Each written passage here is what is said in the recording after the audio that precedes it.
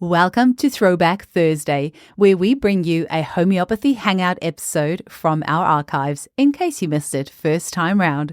Because this episode may be a couple years old by the time you hear it as a throwback, some of the special offers, links, or content may not be valid anymore, so please keep this in mind when listening. You're always welcome to reach out to us at info@eugeniekruger.com. Enjoy the episode. Today, I am so happy to be able to thank some more patrons of this show who have donated $5 to $10 a month to support this podcast. I cannot tell you how much this means to me. Honestly, there is so much work that goes into this. And if I knew how much work this was going to be, I probably wouldn't have started in the first place. But I am so glad I did. And I am so unbelievably grateful to all of you for sponsoring this show. So to the following people: Emma Galloway, Catherine Vierhuis, Dave and Jasmine Tran, Brenda Tobin, Deanne Scott, and Paige Burling McKenzie.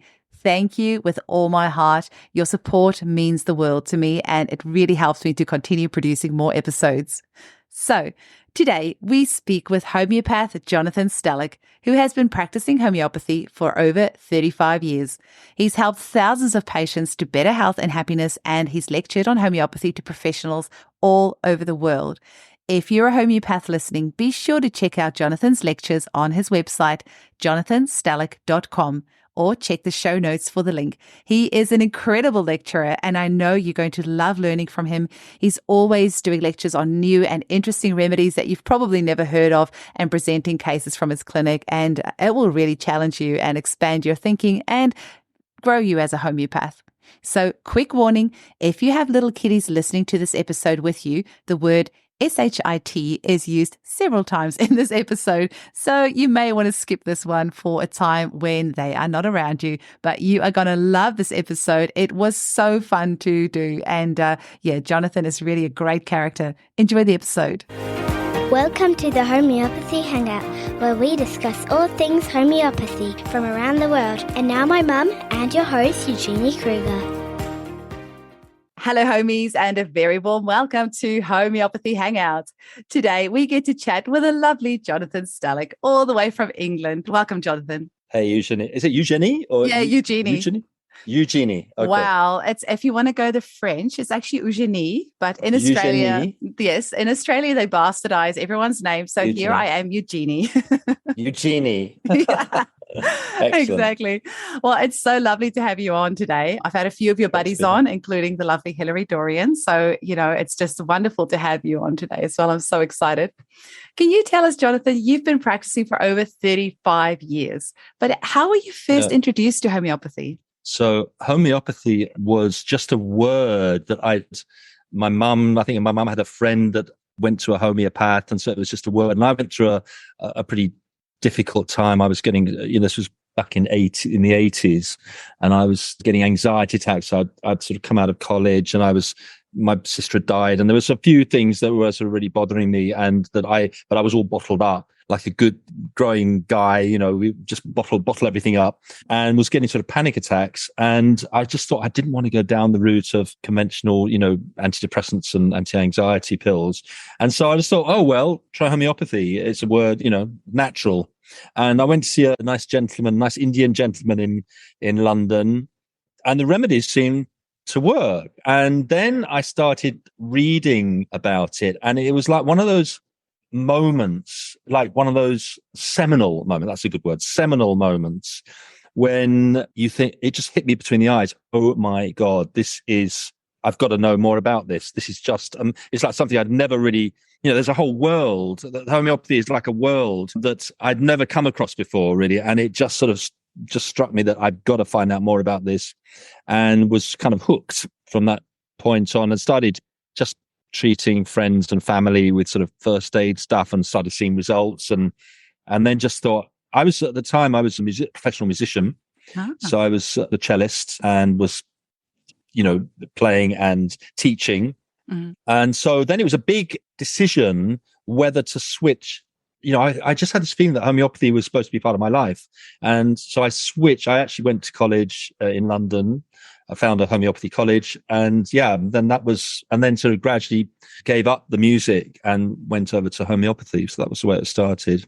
Amazing. Do you still play cello? I do. It's a beautiful instrument. I love it. It is. Yeah, it is. Although I'm actually trying to sell it at the moment. It's funny, actually. I just before COVID struck, I hadn't had a cello for about 8 years.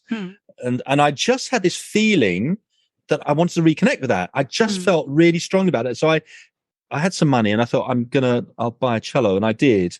And then COVID came on. I was so pleased that I had something to really focus on, in those times when during lockdown, it was a real, but so I thought, wow, I must have had some kind of instinct about it. So Absolutely. Cello is great. Yeah, music is so good for everything. It really is. I played piano for a few years, and it's just, I can't imagine not having some sort of musical instrument to help you along. Now, in the 1990s, you spent a few years treating hundreds of patients with HIV/AIDS, and you wrote a book about it called AIDS, the Homeopathic Challenge. You've got to tell us more. So this was back in 1990, AIDS. You've got to realize at that time, or you probably maybe you remember, or you maybe don't, I don't know, but at that time, it was probably like COVID was in the early days. People were terrified of it. And even in the homeopathic community, very few people really wanted to touch it because it seemed such a massive undertaking. I'd made connection with a homeopath called Mike Strange, who was practicing in South London, and I worked with him, and he was seeing a lot of HIV and AIDS patients. So there was that connection. And then a friend of mine was going to visit one of the HIV and AIDS centres for people with HIV in London. And she said, why don't you come along? And at the time, I'd kind of given up homeopathy for a little while. I'd burnt out a little bit and I was doing other stuff. So I thought, well, it wouldn't hurt. I thought I'll go along, have a look. It'd be quite interesting, I'm sure. Went along and I was kind of said, I thought I could do a talk on homeopathy. That's all I was going to do. I didn't want to see any patients. But I could give a talk on it. So I gave this talk. They were very pleased to welcome me to do this talk, and I did that, and they loved it. And the guy who ran the centre said, "Look, would you come and work here as a homeopath?" And I went, "No, no, thank you very much. It's too much." And he said, "Look, come on, just try it out for a few weeks, see how you get on. There's no obligation. If you don't like it, then no problem." And then I just kind of thought, okay, just jump in the deep end, and started seeing some really good results. And I was I was really encouraged and inspired, and just thought, oh yeah, this is really interesting. Yeah, that's how it started. And so I worked at 2 centres in London. One of them, which is the main centre called London Lighthouse, which was pretty pioneering at the time. I mean, it was a beautiful building in West London, and had all the facilities. Had a beautiful sort of lecture hall and a sort of restaurant, sort of cafe, and not a hospice, but a residential unit on the top floor where people could go and rest. And they had nurses, full-time nurses, and they had all the alternative therapies. So they had, massage, they had hypnotherapy. It was a really kind of great opportunity for sort of alternative medicine to come into its own. And homeopathy, they wanted a homeopath, and I was there at the right time. And I was recruited to work. I worked there like a whole day, 1 day a week. And they bought me a whole pharmacy of remedies. Like I had a cupboard, I could just, they had loads of money at the time, and I just was able to buy any remedy I wanted. So I had a huge pharmacy, which was fantastic. And and was seeing, and I saw about over 500 patients with HIV and AIDS. And wow, it was really interesting. It was a way of really understanding. I mean, I think the public had a perception of HIV and AIDS through media, but this was a way to really understand the battlefront, if you like, to see what are these people really going through and what is really going on. And it sort of taught me a lot. I'll give you an example of something it taught me. For example, I said to one guy who I was treating, I said, look, okay, so supposing I was able to give you a remedy or a tablet that could completely get rid of the HIV, make you completely without HIV, how would you feel about that? And I thought that's a fairly sort of straightforward question. You'd think he might jump at the charts. No, he said, I'm not sure. He said, because, I've got my life all set up. I've got my friends. I'm getting housing benefits. I'm getting an income from the government. So there were some things that it wasn't all, these people weren't all victims of some terrible disease. There was something else going on as well. So anyway, there were some various things like that it's taught me as well. Mm-hmm. But I did have, I had some really good results. I'll tell you, my first patient I saw, my first HIV patient, because this sticks in my mind. So he came along and he had this sort of, it's in my book, but he'd had everything. He'd had bowel cancer. He'd had loads of STDs, so gonorrhea, syphilis. He had kidney failure. He'd had, I don't know, I can't remember everything, but he'd been vaccinated to the hilt. And then he had an operation for bowel cancer. And when he turned up to see me, he could hardly sit down because they'd operated through his rectum and had cut the rectum, and he was in terrible pain, really pain. And they'd given him like a couple of months to live, basically. He was, he'd lost a lot of weight. So I just kind of thought, okay. And I gave him a number of remedies. And at the time, I was giving multiple remedies. I felt that at the time that AIDS and HIV needed perhaps a different approach. And I would give people, maybe a series of different nosodes, for example. I would identify different layers and sort of treat each layer, but all together. Not sure I would do it in the same way now, but at the time it just felt right. And so I gave him a number of remedies, and especially I think the remedy that really helped was Staph aureus, interestingly. And the pain just like disappeared. His T cell count rocketed. After a few weeks, he was well enough to travel the world. He wanted to travel the world. Wow. And he started traveling. And then the punchline is that he got murdered in Mallorca. Yeah. I wonder what this guy did in his past life. I know. And I hadn't given him cipalinum. That was probably the missing remedy, maybe. Yeah. But I don't think that would have stopped the murder, though. He'd gone out in style. He was able to travel the world, and he was well enough, and felt great, and his energy had come back. So it was it was a success in that sense. That's amazing. And, one remedy we've never talked about on this podcast is the remedy made from AIDS. And I have actually embarrassingly never prescribed this. I almost prescribed a little while ago, but the patient refused to take the remedy, even though I explained there's none of the actual AIDS in there. But I wonder, Jonathan, can you tell our listeners a little bit about the remedy AIDS? And did you ever use that in any of your prescriptions for your AIDS client? Well, then I'm equally embarrassed, because I know I have not actually used the AIDS nosode. At least I've not used it where I've had a kind of definite result, put it that way. I'm not a real expert on the AIDS nosode, but I do know that it has to do with feeling like the boundaries are very, very tenuous. And so boundaries, either people get abused regularly, or they are receptive to lots of infections, but there's a kind of like they're porous. Porosity, and that seems to be the sort of the main, and that's a lot of a feeling of sort of abuse, like a heavily abused person. Well, maybe I should use it more. Yeah. Roger Savage helped me on a case of a boy who had steroid withdrawal symptoms. And I don't know if you've ever seen this. It's actually a disease. It's got its own clinical name of steroid withdrawal. Something it's also called red skin, something like that. And this poor boy looked like he was a leper. Like his skin was just so terrible. He couldn't even wear any clothes. He was just like sitting in a bathtub all day long, sitting there all naked. And Roger said to use the AIDS nosode, but I couldn't. But the client just wouldn't take it. But I thought that. Well, I'd tell you another remedy that you could use for that situation. So where the skin has become, you mean, really thin and papery. And also there was just sores everywhere. His whole body was covered in sores. Yeah, lecithin is the remedy. Ah, okay. I've only used that. I can't remember where I read that, but that is the remedy for withdrawal of steroids, where the steroids have really affected the skin in that way. So thank you so much. Yeah. That is amazing. I'm always learning new remedies on this podcast myself. People always messaging saying, I learned this and this. I'm like, well, I learned even more than you. So I love it. And can you tell us maybe a little bit about the book, AIDS, the Homeopathic Challenge? So what will people find in this book?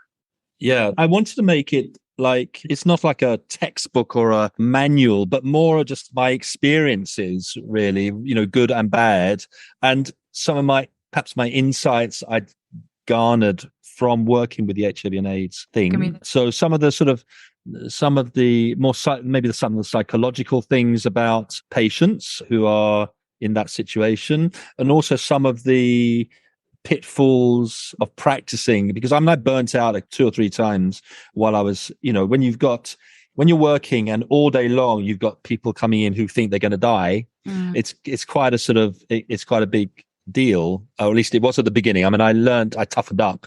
That's one thing it taught me, to toughen up a lot. But there's the pitfalls of practice, and then there's a lot of materia medica that I learned, and also strategies. I mean, I was doing a lot of layer prescribing and multiple remedy prescribing, so I wanted to sort of introduce that, even though at the time, I mean, it was very taboo.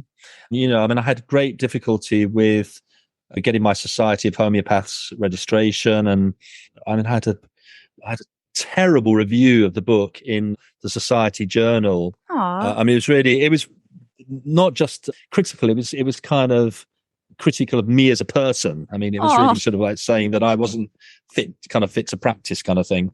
Yet here you are, 35 years later. 35 years later. Prove them wrong. Well, but then Jan Scholten wrote me a nice review, so it sort of balanced it out. So hopefully it's a good read, actually. I mean, there's some nice cases in there, showing how I was practicing. And it is like a historical document in a way. It's not what I would probably do now in some ways. I think I've changed my thinking and changed my way. But at the time, it was just what I was doing. And it kind of worked in many cases. So, well, maybe we can talk about that next, if you don't mind, is how has your methodology and your prescribing and things changed over the past 3 decades?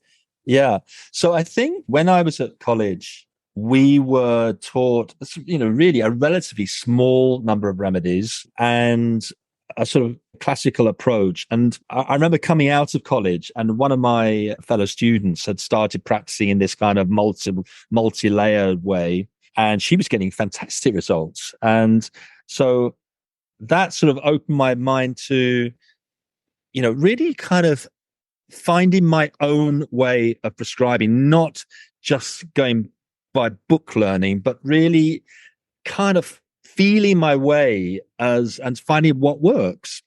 So at first I started using or experimenting with sort of multi-layered approach, giving more than one remedy at a time. But that partly, I think, was due to the fact that the materia medica was relatively undeveloped then. There were polycrests, and then there were small remedies. And what I realized eventually was there are no small remedies. There are just remedies. And then I think the great discovery was Jan Scholten's first book, The Homeopathy and the Minerals. And I remember reading that, and that again, like, oh my God, that is just fantastic.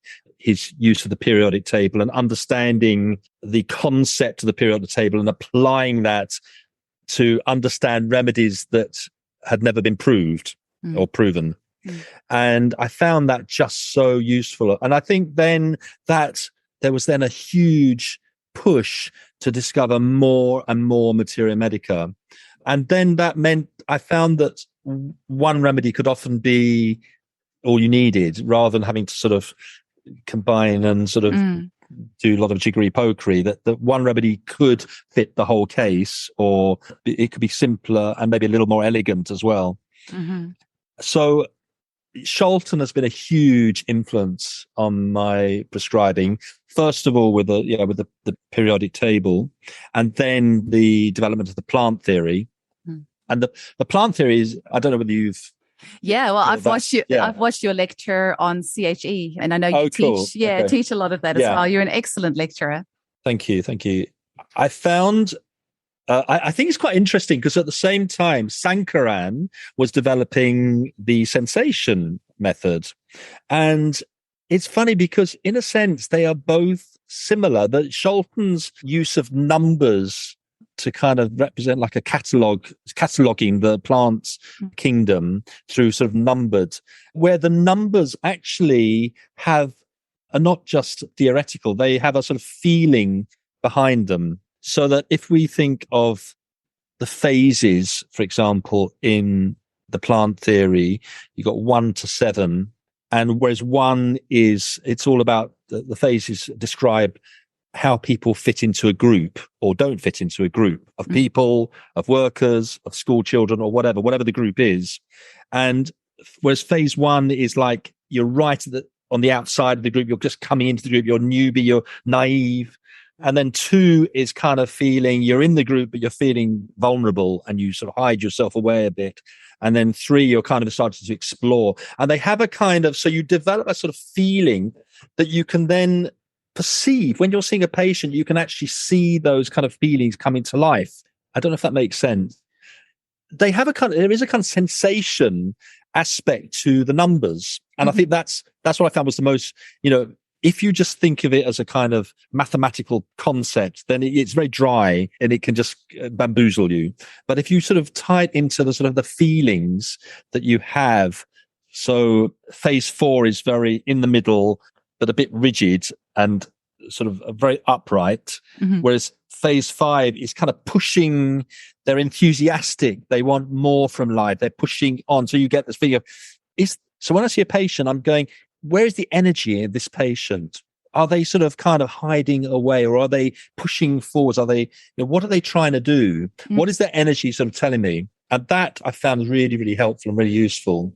That's amazing. And I always, everything is energy at the end of the day. And sometimes a person walks into your clinic and you just kind of get a vibe from them. And sometimes it can be a good vibe or a bad vibe. And then one of the things I'm always asking, like at the beginning, I'll be like, oh, this person is so grumpy, or this person looks like they don't even want to be there. Why did they even come and see me? And then I have to stop myself and I'll be like, no, actually tune into how you're feeling or the energy that you're getting from this person. Why are they feeling that way? And then finding the remedy. But it's easy just for our, normal day-to-day thinking, oh, this person's grumpy. But actually, if you just kind of step back a little bit, why are they giving off this energy? And also, why am I feeling that energy from them? Yes, exactly. So, it's best job in the world.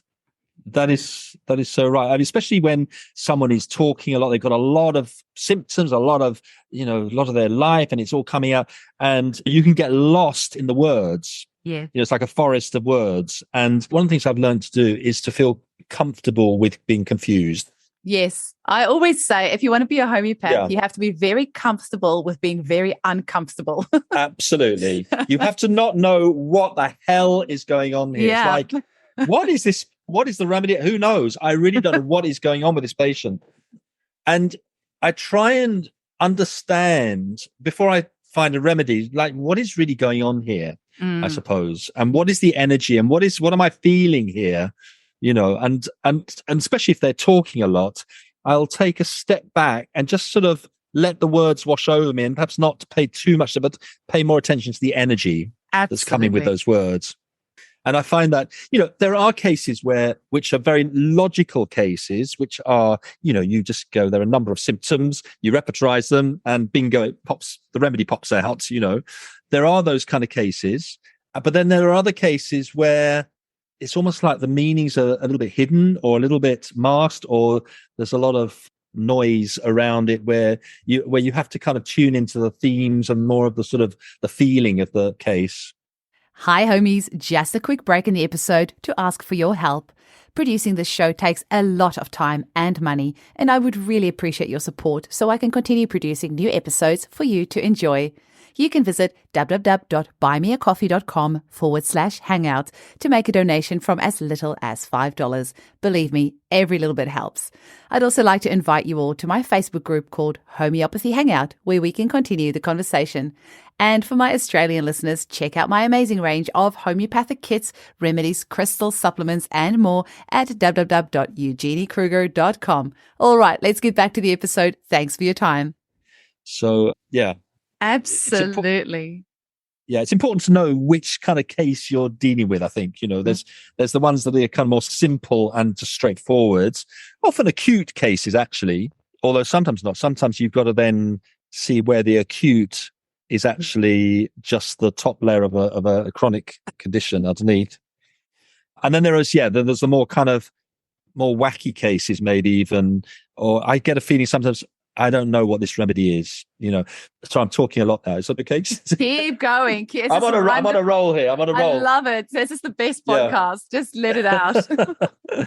So, I would get to like at a certain point, I'd go where I would see people proving all these kind of weird remedies, like, these different fishes or these different insects, and I'd go, look, or even, energy, vacuum and sort of stuff like black hole. I'd go, black hole. And I go, no. I'd just draw the line. I go, no, that's ridiculous. Come on now. That, when it doesn't, they're not useful. This is all just head stuff. Actually, studying with Lou Klein was a great opener for me, because I realized about allowing yourself to think outside the box, allowing yourself to go wherever you felt you need to go without drawing lines around it there's a kind of to block you from. So I started using some quite weird remedies, as we talked about, dog shit. Let's go there. Heroin. I've got that on my list. Let's go there. Talk to us about dog shit. Dog shit. So, that was one of those remedies. I thought, oh, come on. No, this is ridiculous. You cannot use dog shit as a remedy. But it really does. I think it's a very useful remedy for people who, I used it with a guy that said, my dad just treated me like a piece of shit. I mean, that was his whole thing. I was treated like shit. It's a bit like laccaninum, but more extreme, where people have been they've had their spirit crushed. You think about stepping on dog shit, you kind of crush the shit in the pavement. Think about that, they've had their spirit crushed, and they almost like they lose sense of any self-esteem whatsoever. It's that kind of thing. So it is a useful remedy for that certain cases. Maybe it doesn't. I mean, I used it to open a case. It doesn't fit the whole case, but it did work, and it definitely lifted this guy from feeling like shit to having more self-esteem. So it was a good remedy. Did you tell him that what it was that you prescribed? Or did you just use the Latin name excretinum caninum? I told him. So it's fine. And he was. In fact, I used it with another woman, and in fact, both people were okay. I was surprised. I thought that you might think, come on, this is, give me my money back. You're taking the pill. Taking the shit. Whatever. But anyway, I had another case. I was treating this was a lovely case of fibromyalgia.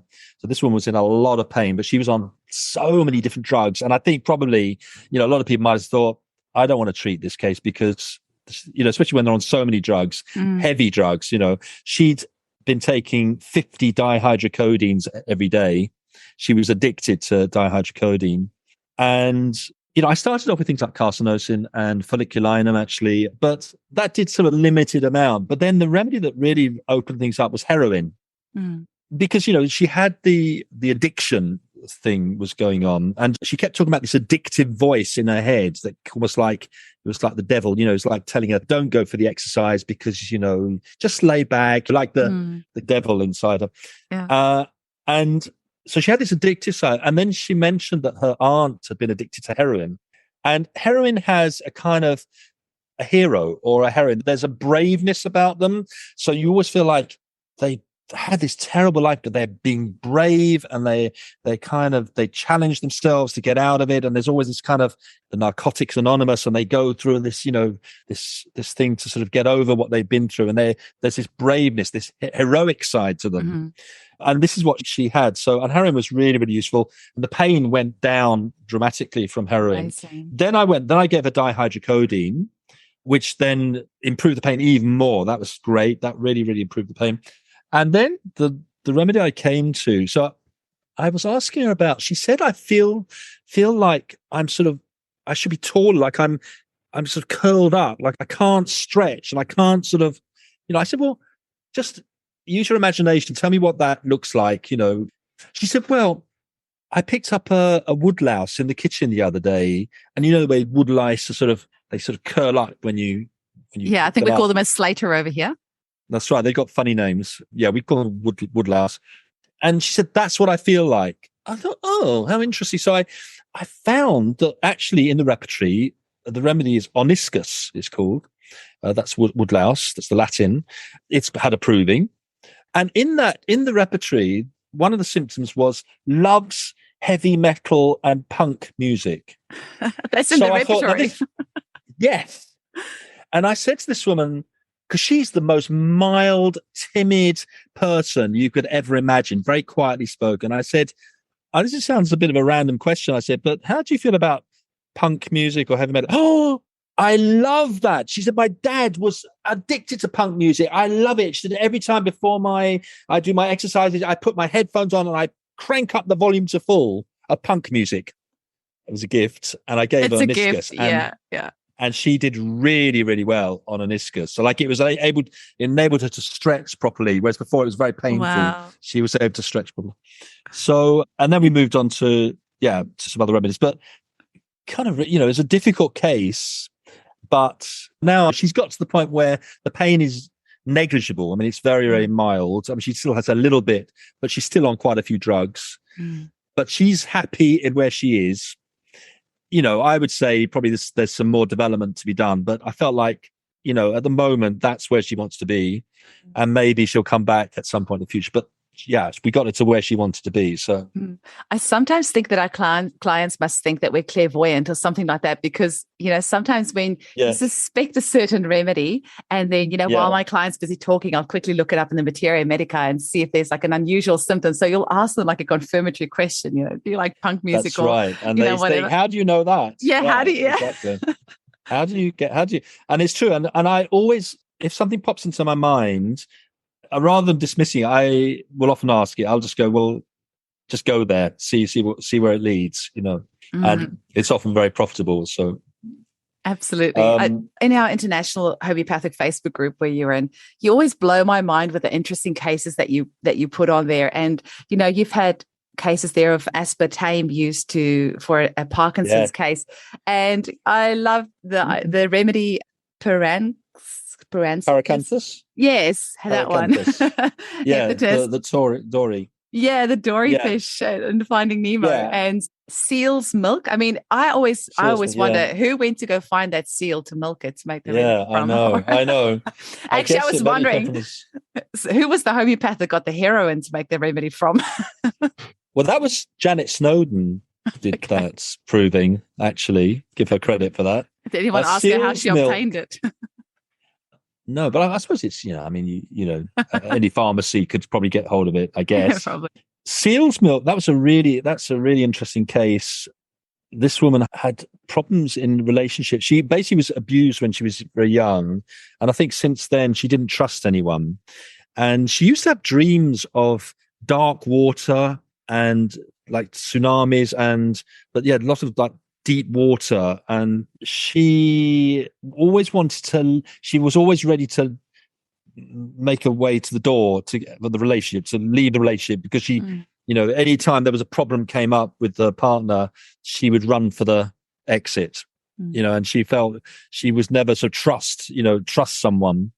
And I suppose I put two and two together. So the thing with the sort of the dark water, and she had a fear of sharks. So this kind of like feeling of like something could come up and grab you and drag you down into the water. And then there was something a bit, seals are very cute. There's a cuteness about them. And there was something kind of cute about her. And there was stuff around mothering, and so there's the milk aspect, the sort of lack aspect was there.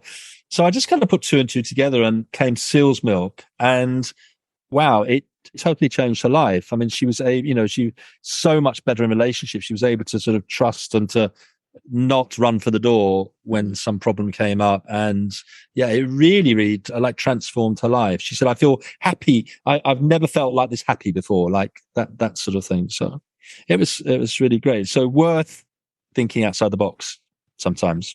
Yeah. And how on earth did you come to prescribe the homeopathic remedy made from aspartame for Parkinson's?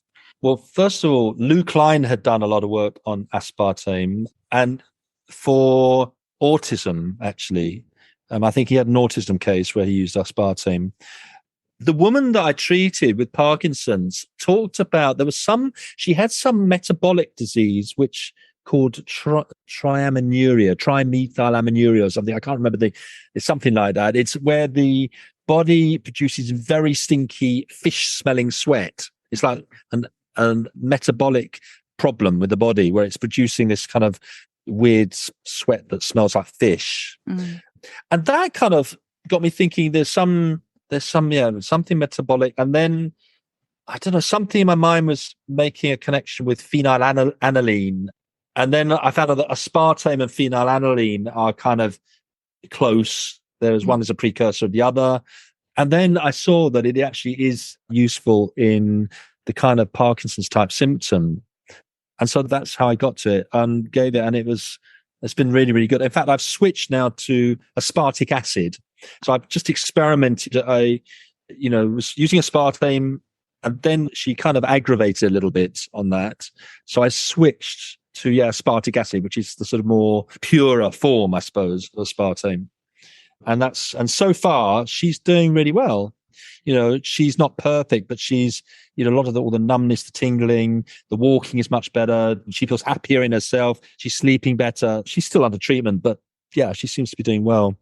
Amazing. Now, for the homeopaths listening, Jonathan has, if you want to learn more about these interesting remedies of his, and you've got there's the plant series as well. Although I think that's through CHE that you do that, or do you have your own? Well, I did it. Yeah, I did my own webinars as well on that. So you can either get it through CHG or on my website, jonathanstallick.com. You can find all my webinars are there. They're for sale, but they're at a reasonable price. They're incredibly well priced. It's so well priced, and you've got it's such a great variety of courses. And I know you've done Death's Head Hawk Moth has been in there as well, which is a remedy that I have used a lot the last few months. I love Great, isn't it? Yes. Yeah, it's a really good remedy. Really good. The butterflies and moths are really interesting. Oh, I love them. Yeah. Yeah, I've used it a few times. So any of the practitioners listening, if you want to do some of Jonathan's courses, go check out his website, jonathanstallick.com, and then you can just purchase them as you go. And also subscribe to his newsletter. I've been subscribed to it for quite a while, and you regularly send out emails with new courses as you add them. So that's a really nice way to either watch it live, or then you can watch the recording afterwards, which is great. It's always for a recording. Yeah, exactly. Different time zones. Yeah. Now, Jonathan, have you got any advice for new practitioners starting out? With 35 years experience behind you, you must be doing something right. So any words of advice for the newbies out there? I think the word that comes to my mind is just persistence, really, because, you're going to have ups and downs. I mean, there have been times, there's still times when I'm just thinking, look, I can't do this anymore. I've had a difficult patient or sometimes you get a cluster of them, a few patients that are kind of difficult, they're not getting anywhere. Sometimes you've just got to sort of just take the rough with the smooth, basically. I think you've got to be a little bit tough-skinned, actually.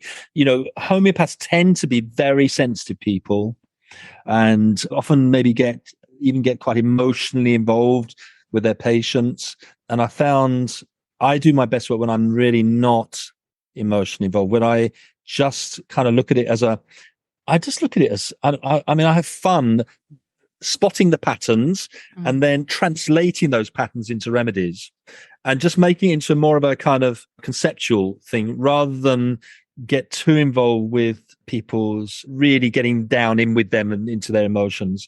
I find it's just better to keep a slight distance, but that's just the way I work. I mean, everyone has their own style.